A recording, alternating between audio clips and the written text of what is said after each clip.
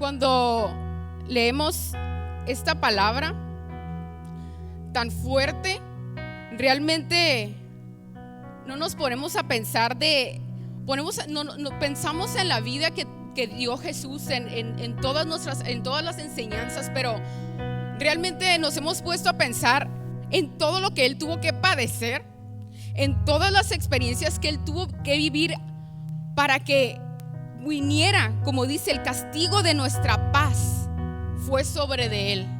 Para que nosotros tuviéramos paz, enfrentó muchas cosas. El Señor fue despreciado, fue desechado. Él mismo fue tentado también, padeció tentaciones, pero dice la palabra que Él nunca pecó. Él nos dejó ejemplo para seguirle a Él. Él también fue menospreciado y desechado, y a lo mejor en ese momento su familia y los de su mismo pueblo no creían en Él. ¿Por qué creen que no creían? Él mismo decía que no hay profeta sin honra en su propia tierra ni en su casa. Entonces Él padeció menosprecio. Él padeció también que fue traicionado. Él tuvo la traición de un ser muy cercano a Él, y padeció absolutamente traición, abandono, tuvo soledad, sintió soledad también. ¿En qué momento sintió soledad Jesús? En el momento que estaba en esa cruz, en el momento que estuvo en esa cruz del Calvario, tuvo un momento en el que se sintió solo. Y hay veces que nosotros nos enfocamos tanto en nosotros mismos, nos enfocamos tanto en nuestros problemas, y nos olvidamos de que no hay nadie, absolutamente nadie en esta tierra que puede padecer o que pudo haber padecido más que nuestro Señor Jesucristo. No hay nadie más. Y aquí lo dice: experimentado en quebranto. Él fue experimentado, varón de dolores. Nosotros estamos enfocados tanto en nuestros problemas, y eso es triste, porque no nos ponemos a pensar en todo lo que Jesús experimentó para darte vida y para darte paz. No valoramos eso. Necesitamos nuevamente enfocar, hacer un alto y decir: Señor, perdóname. Yo necesito dejar mi pasado y mi dolor, o lo que padecí, o mis experiencias vividas en el pasado, dejarlo a un lado y atrás, y tomarlo como una enseñanza, y saber que tú padeciste y tú sufriste aún más. Vayamos a Juan 10:10. Y dice así, Juan 10:10.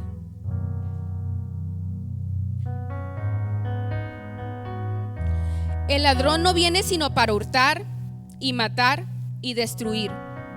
Yo he venido para que tengan vida y para que la tengan en abundancia. ¿Qué es lo que quiere Dios para nosotros? Quiere que tengamos vida en abundancia. No solamente que vivamos por vivir, no solamente que vivamos aferrados al sufrimiento, aferrados a cosas que nos detienen a vivir una vida en abundancia. ¿Qué te detiene a ti para vivir en abundancia? Y abundancia no es solamente algo material. La abundancia es espiritual.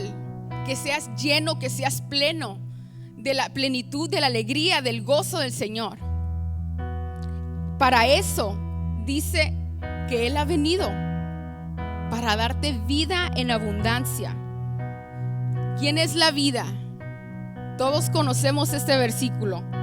En Juan 14:6 dice: Jesús le dijo: yo soy el camino, la verdad y la vida. Nadie viene al Padre sino por mí. Quiere decir que Jesús es la vida.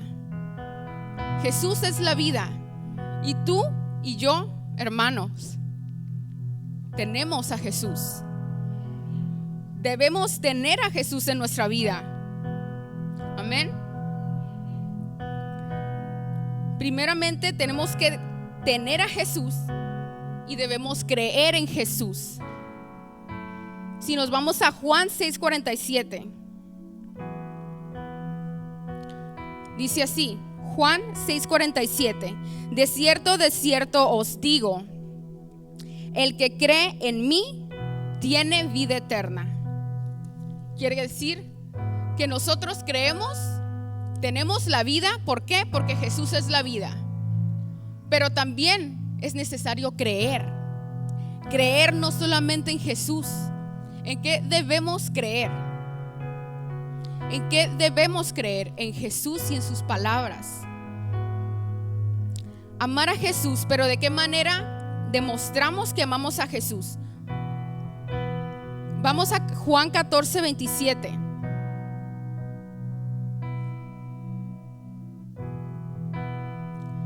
Juan 14:27 y dice: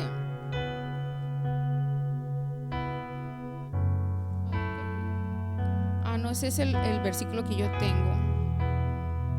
Dice 23, perdón, 14:23.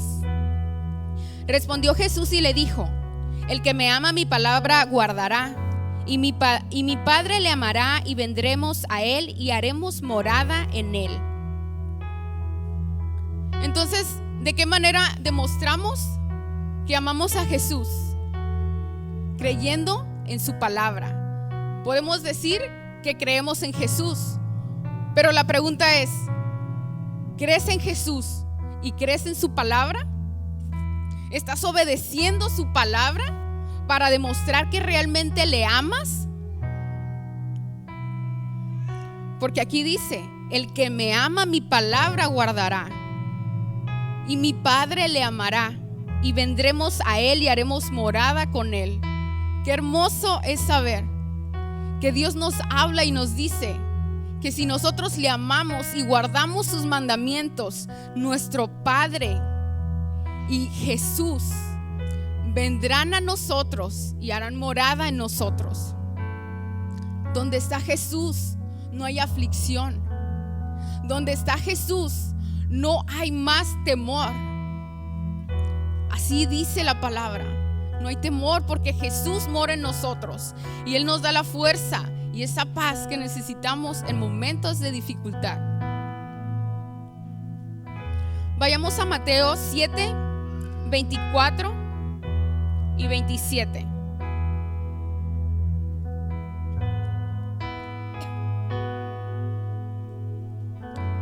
Cualquiera pues que me oye estas palabras y las hace, le compararé a un hombre prudente que edificó su casa sobre la roca. Entonces, ¿qué dice? Nos compara, ¿verdad? Compara que aquel hombre prudente, si realmente nosotros tenemos prudencia, somos hombres y mujeres con prudencia, necesitamos cimentar nuestra casa sobre la roca, y la roca es Cristo.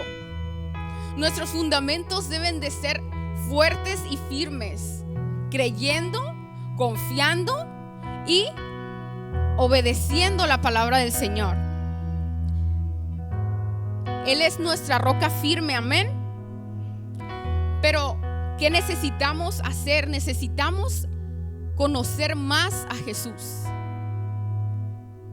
Necesitamos conocer más a Jesús para amar a alguien. Para cuando conociste a tu esposa o conociste a tu esposo, ¿lo amaste en cuanto lo viste? Porque amar es una cosa y que te atraiga es otra. Una cosa es que te atraiga y una cosa es que lo ames. Pero para amar verdaderamente cada vez más a una persona se necesita esa convivencia, se necesita conocer a esa persona. Y es igual con Dios, es igual con Jesús. Necesitamos conocer a Jesús en la intimidad, en buscar su palabra, en aprender a escudriñarla, a poner por obra los ejemplos que están en la Biblia, a ser prudentes y a ser llenos de Él. Solamente así podemos amar más a Jesús.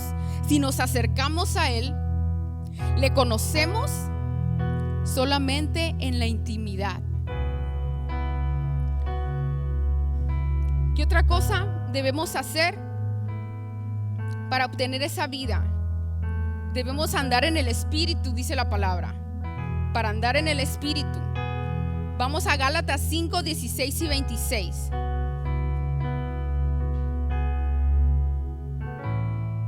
Gálatas 5, 16.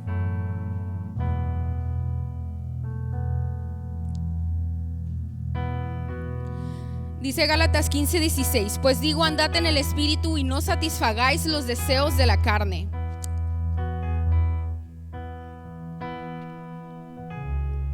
Andad en el Espíritu y no satisfagáis los deseos de la carne. Hay una lucha cada día con nosotros que se combate en contra de nuestra carne y nuestro espíritu.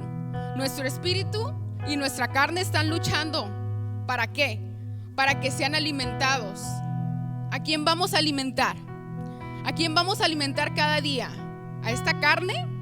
A esta carne que se enoja, a esta carne que quiere lo que sea en el momento que quiere, a esta carne que se irrita y que sigues alimentando ese enojo, que sigues alimentando el resentimiento, la falta de perdón, que sigues alimentando las enemistades. ¿Qué espíritu vas a alimentar más? Es necesario alimentar al Espíritu Santo que mora en nosotros, para que nosotros comencemos a vivir una vida en abundancia.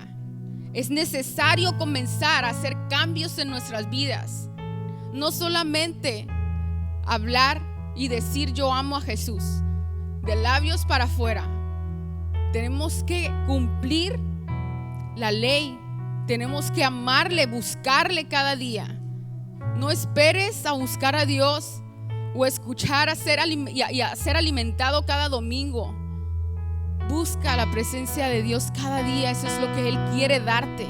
Para eso Él pagó un alto precio. Para eso Él sufrió. Para eso fue maltratado. Para eso Él tenía en mente cada vez que era maltratado, cada vez que era señalado y juzgado también por los fariseos, diciéndole: por Belcebú echas fuera demonios. A él también le levantaron falso testimonio, de él también hablaban mal. Una vez, estando él en una cena, se acercó una mujer para lavarle con sus cabellos y ungirle sus pies. Y con el que estaba cerca de él pensaba: si este fuera profeta, supiera quién le está lavando los pies, que es una pecadora. ¿Qué pensaba? Que a lo mejor no era profeta, ¿verdad? Estaba desconfiando de lo que Jesús hacía. ¿Pero qué fue? ¿Qué es lo que le dijo? Tú no sabes. Él sabe discernir nuestros pensamientos. Él sabe discernirlo todo. No hay nada que esté encubierto. Estamos nosotros desnudos ante Él cada día, porque no hay nada que podamos ocultarle a Él. Él ya todo lo padeció por nosotros.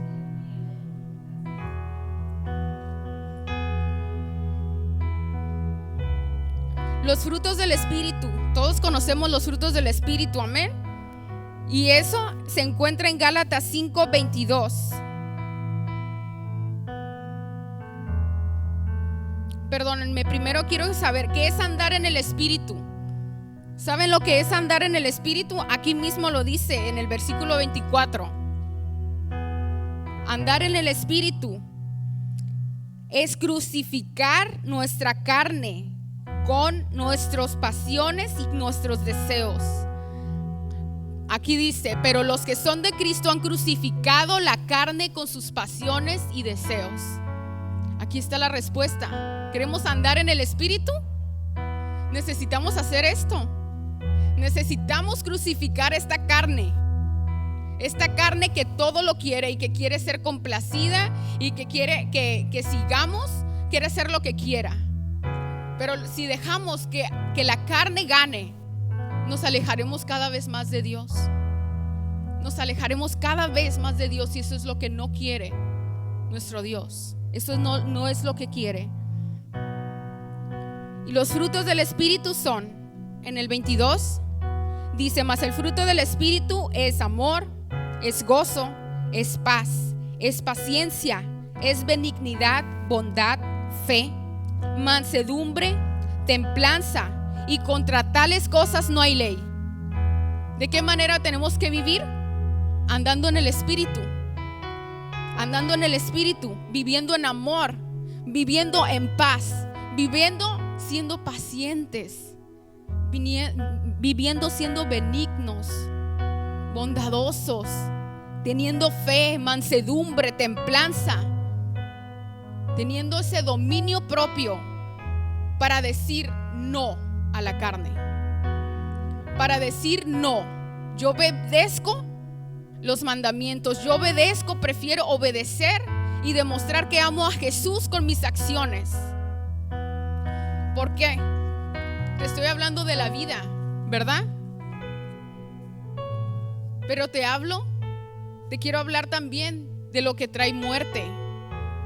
Jesús quiere darnos vida y lo sabemos muy bien, pero Satanás te quiere traer a nuestras vidas, quiere traer muerte, ¿verdad? Y el pecado nos separa de Dios y trae muerte. Lo dice en Romanos 6:23.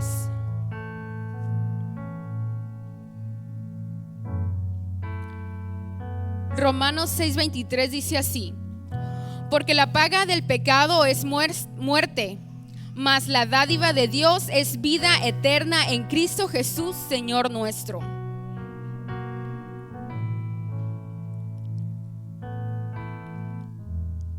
Así es, el pecado nos separa de Dios. Entonces nosotros debemos de separar, debemos de comenzar a separar este tipo de cosas. Nuestra lucha es cada día. Y Dios no nos va a dar una prueba o una tentación cada día que no podamos soportarla. Está escrito. No nos ha sobrevenido ninguna tentación que no sea humana. ¿Qué quiere decir? Que todos, cada uno de nosotros vamos a pasar por tentaciones parecidas. No todos tenemos las mismas tentaciones. Cada uno es movido y es atraído de acuerdo a nuestras pasiones, a nuestro deleite. Cada uno somos diferentes, pero somos atraídos y somos arrastrados al pecado. Y nosotros debemos de discernir y entender quién es el que viene y nos tienta. Sabemos que es Satanás quien viene y tienta, pero tú tomas la decisión de caer. Dios no te va a poner ahí la tentación. Dios no te tienta. Es tu deseo, es el que te tienta. Es Satanás el que te pone la prueba. Pero nosotros debemos de resistir. Dice la palabra: resistir al diablo y el diablo huirá de vosotros. Ahí está. ¿Qué más debemos hacer entonces? Ya lo sabemos y conocemos muy bien la palabra. Resistamos. ¿Por qué? Porque el enemigo quiere traer muerte. Solamente el enemigo ha venido a hurtar, matar y destruir. Y quiere traer y llevarte a la muerte. Quiere separarte de Dios. Dios quiere darte vida y quiere darte paz. Satanás quiere darte muerte. No permitas que seas arrastrado por ese mover. Amén. ¿Qué necesitamos entonces hacer? Despojarnos del pecado. En Hebreos 12:1-3 nos lo comprueba. Y dice Hebreos 12:1-3: por tanto, nosotros también, teniendo en derredor nuestra tan grande nube de testigos, despojémonos de todo peso y del pecado que nos asedia, y corramos con paciencia la carrera que tenemos por delante. No te pares, hermano, no te pares. Despójate del pecado. Despójate de todo aquello que quiere distraernos. Es necesario meditar. Aún cada día en nuestro lecho, meditemos en qué pude haberle fallado a Dios, qué pude haberle hecho en este día, qué pude haber hecho para haberle ofendido. Pongámonos a cuentas. Ahora que es el momento que nos está hablando Dios, todos y cada uno de nosotros sabemos en qué área estamos fallándole a Dios. Y si no la sabes, pídele al Espíritu Santo que te lo revele. ¿Por qué? Porque hay veces en las cuales Dios nos ha hablado y en el momento hemos sentido que no debemos hacer algo, pero lo hacemos. Y pensamos que está bien porque a lo mejor tratamos de ignorar esa vocecita dentro de nosotros que nos decía no lo hagas. Pero como si seguimos continuando y cometiendo ese mismo pecado, esa misma falta, hubo un momento en el que ya dejaste de sentir que estaba mal. Pero no quiere decir que esté bien porque dejaste de sentir que estaba mal. ¿Qué pasó? Contristaste al Espíritu Santo que te redarguía en esa área. Lo contristaste y dejó de decir, ok, aquí está bien, te voy a dejar. Pero tenemos nuestras consecuencias muchas veces. Hasta que llega nuestra consecuencia y decimos, Señor, pero ¿por qué me pasa esto? Señor, pero ¿qué está pasando? No entiendo. No lo entiendes ahora. No lo entendemos muchas veces en el momento. Pero después Dios nos lo revela y dices, sí, cierto. ¿Qué te estoy reclamando, Señor, si yo fallé? ¿Qué te estoy reclamando si tú me advertiste y no lo hice y fui rebelde? Amén. Escudriñemos nuestro corazón, escudriñémonos cada día para poder vivir una vida recta, una vida justa delante de Dios.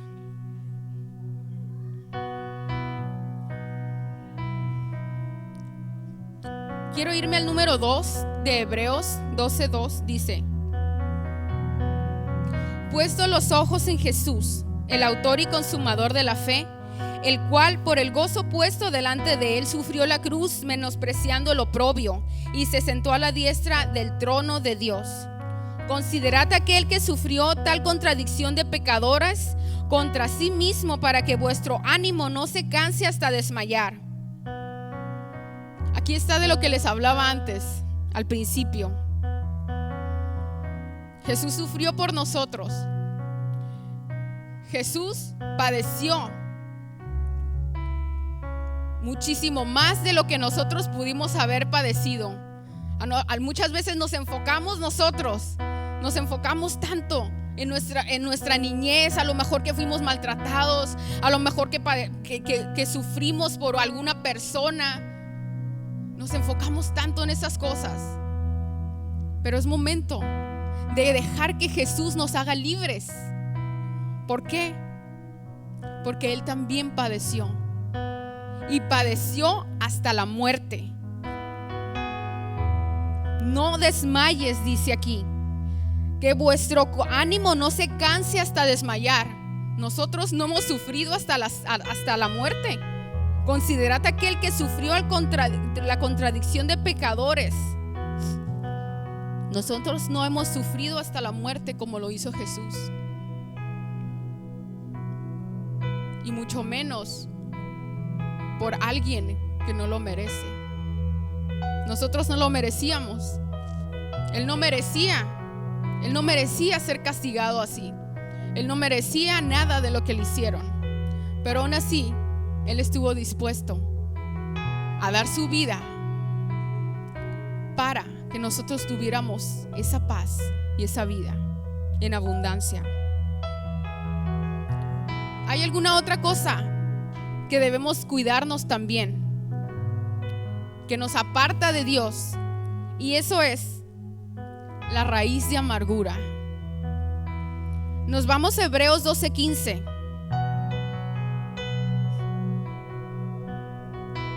En Hebreos 12:15 dice así: Tengan cuidado, no vayan a perderse la gracia de Dios. No dejen brotar ninguna raíz de amargura, pues podría estorbarles y hacer que muchos se contaminen por medio de ella. ¿Qué es la amargura? Primeramente quiero definir qué es la amargura, y dice así: sentimiento duradero de frustración, resentimiento o tristeza, especialmente por haber sufrido con desilusión o una injusticia. La amargura es el resultado de un resentimiento. Se vive una ofensa al no perdonar. La ofensa se convierte en ira o en dolor, y esta se convierte en odio. Este odio se convirtió en amargura, que es aflicción del alma. Lo voy a repetir y pongan mucha atención. Se vive una ofensa al no perdonar. La ofensa se convierte en ira o dolor, y esta se convirtió en odio. Este odio se convirtió en amargura, que es la aflicción del alma. Nadie puede ser feliz o tener paz si su corazón está lleno de amargura. Si tú estás lleno de amargura, ¿cómo vas a recibir la vida y la paz de la que yo te estoy hablando el día de hoy? Jesús te quiere dar vida y te quiere dar paz, pero es necesario despojarte de esa raíz que hay en tu corazón de amargura. A lo mejor tú piensas, yo no soy una persona amargada, pero si hay algo en tu corazón, o hay algo que pudiste haber pasado o vivido cuando eras niño, o cuando estuviste en tu desarrollo, lo que sea, la situación que sea que hayas vivido, y alguien te pudo haber herido y tú guardaste enojo y tú guardaste rencor, eso poco a poco se va creando una amargura. La persona que vive así todo lo ve negativo, solamente habla de las otras personas, solamente está disconforme con la vida que vive. Quitémonos y despojémonos de toda amargura. La amargura también podría decirse que nos puede llevar a un tipo de rebeldía y de inconformidad. Hay veces que hemos vivido cosas que no entendemos y que le hemos preguntado a Dios ¿por qué? ¿Por qué permitiste que pasara esto? ¿Por qué no hiciste algo, Señor? Y creamos en nuestro corazón un tipo de enojo contra Dios, que hay veces que tratamos de maquillarlo y decir no, yo estoy bien con Dios, pero nuestras acciones revelan que hay un enojo, o que hay un cierto tipo de rebeldía en nosotros, y eso va creando también la amargura, no solamente contra una persona, sino también puede entrar amargura contra Dios por no aceptar la voluntad de Dios, por no aceptar lo que hace o no entender lo que hace. Pero debemos de comprender que Dios sabe, aunque no lo entendamos, Dios sabe por qué hace las cosas. Amén. Quiero hablarte de la paz. Vamos a definir primeramente qué es la paz. Dice: la paz, definida en sentido positivo, es un estado a nivel social o personal en el cual se encuentran en equilibrio y estabilidad en las partes de una unidad. También se refiere a la tranquilidad mental de una persona o sociedad. Tranquilidad emocional. Me fui a la tranquilidad, ¿por qué? Porque te vas a la paz y luego te dicen el sinónimo de tranquilidad y no te define realmente como tal que es la paz, y te vas a la tranquilidad y pues hay veces que te dice que es paz y pues no te define, ¿no? Pero la tranquilidad, vamos a verla, que es lo que viene siendo lo mismo, ¿no? Emocionalmente, paz y tranquilidad es lo mismo. Dice: es la fortaleza emocional del sujeto que no se deja afectar de un modo negativo por las circunstancias externas. Tener la capacidad de mantener la tranquilidad en momentos de dificultad. Mantener la serenidad para poder pensar con tranquilidad. Es una excelente habilidad emocional. En Juan 14:27 dice así. Juan 14:27. Dice: la paz os dejo y mi paz os doy. Yo no os la doy como el mundo la da, y no se turbe vuestro corazón ni tengan miedo. Nosotros o el mundo puede llegar a hacernos pensar que la paz es solamente en momentos en las que todo está bien. Esa es paz para el mundo. Pero no. ¿Qué dice Jesús? Yo no te doy la paz como el mundo la da. No se turbe vuestro corazón. ¿Por qué nos dice no se turbe vuestro corazón? Porque nos está diciendo que en medio de nuestros problemas, que en medio de nuestras circunstancias, en medio de las tormentas, en medio de las tempestades, nosotros debemos de llegar a adoptar y a tener esa paz que hablaba Jesús. Debemos confiar y creer que Él tiene el control. Así como cuando estaban en la barca Jesús y los apóstoles, pero Jesús estaba dormido y había tempestad. ¿Y qué pasó? Los apóstoles estaban todos asustados, creyendo que iban a morir, ¿verdad? Pensando que ya era su último día y le hablaban a Jesús, lo despertaron y le dijeron: o sea, haz algo, que morimos, ¿no? Y Jesús, ¿cómo estaba? Estaba tan tranquilo, estaba tan en paz. ¿Por qué? Porque esa es la paz que tiene Dios y que nos quiere enseñar. En medio de los problemas, agarra esa paz, confía en Dios, cree que Él tiene el control de todas las circunstancias y de toda situación, y que Él en cualquier momento se puede parar y enmudecer el mar y enmudecer los problemas en tu vida. Tengan paz, no se turben, no se turbe vuestro corazón. No permitas, no alimentes el temor, no alimentes la frustración, no alimentes el estrés. Mejor alimenta tu espíritu, no alimentes tu carne. Alimenta tu espíritu en momentos de dificultad. Aliméntalo, que es lo que quiere Dios que hagas, porque Él no te quiere tener preocupado, Él no nos quiere tener angustiados. ¿Creen que Dios permite las pruebas para que te sientas así? ¿Crees que Dios permite las pruebas y las tempestades y las circunstancias en tu vida para que actúes de esa manera? Claro que no. Dios pone a prueba nuestra vida. Nuestra vida debe ser probada. Nuestra fe tiene que ser probada. Y en esas circunstancias nosotros demostramos nuestra confianza en Dios. Nosotros demostramos nuestra fe en Dios.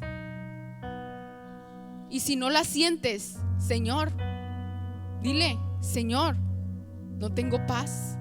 No tengo paz en esa circunstancia. Señor, deposita esa paz que necesito. Hazme estar tranquilo, hazme estar seguro que tú tienes el control.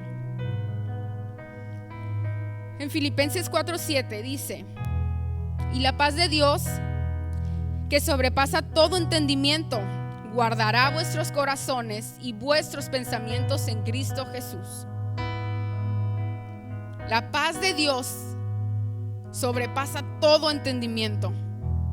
Las personas del mundo no van a entender por qué tú tienes tanta paz en medio de los problemas. No lo entienden.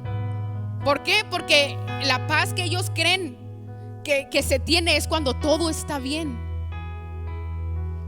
Esa es la paz que ellos conocen.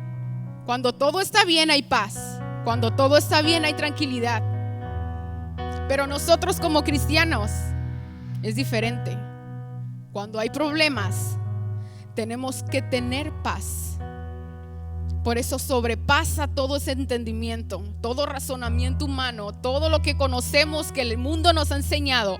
Eso es lo que nos lleva al Señor a otro nivel de entendimiento, a otro nivel de razonamiento.